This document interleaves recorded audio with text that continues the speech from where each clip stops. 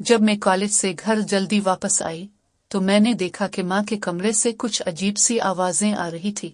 मैं 19 साल की हूँ और कॉलेज में पढ़ती हूँ।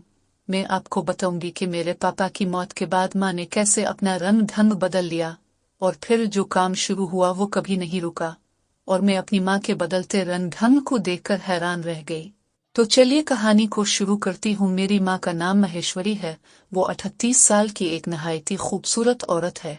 माँ का रंग गोरा है और फिगर साइज 36-39 है। वो साड़ी पहनती है और उनको देखकर आसपास के मर्द आहें भरते हैं।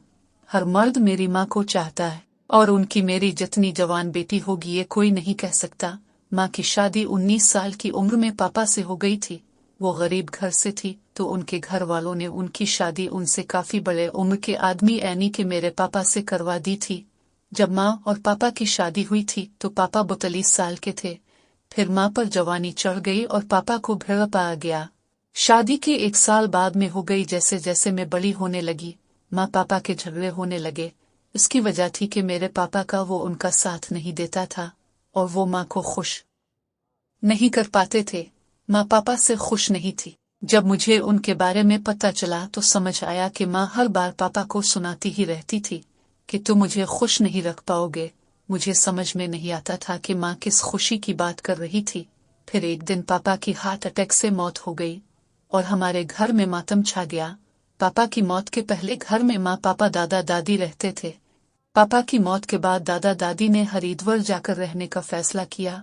माँ ने उनको न जाने के लिए कहा लेकिन वो ये कहकर चले गए कि मिलते ही रहेंगे। अब घर पर सिर्फ माँ और मैं रह गई।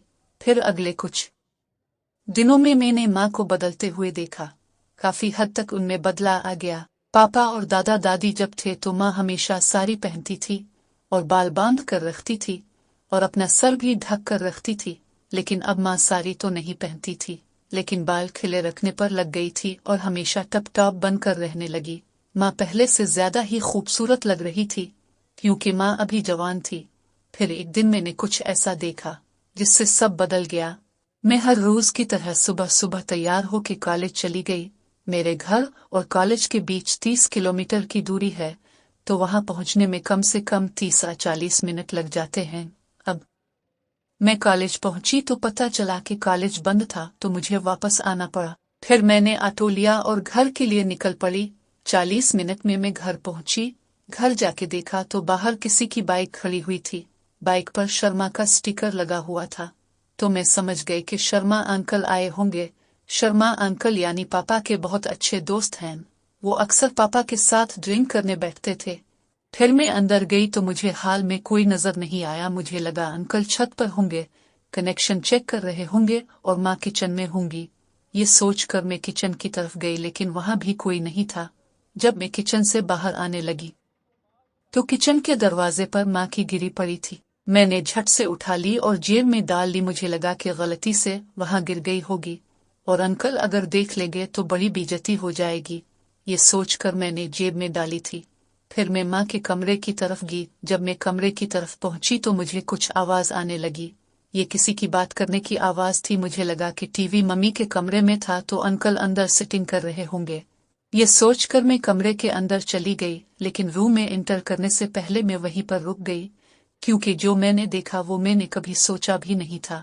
मम्मी बोली, अब ही जाओ, कितनी देर इंतजार करवाओगे।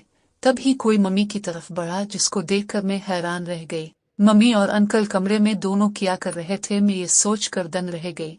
तभी माँ की चाल ढाल इतने दिनों में बदली हुई थी। बाहर खड़ी होकर सब कुछ देख रही थी। आपको कहानी कैसी लगी कमेंट्स में जरूर बताएं। चैनल पर नई है तो चैनल को सब्सक्राइब जरूर करें।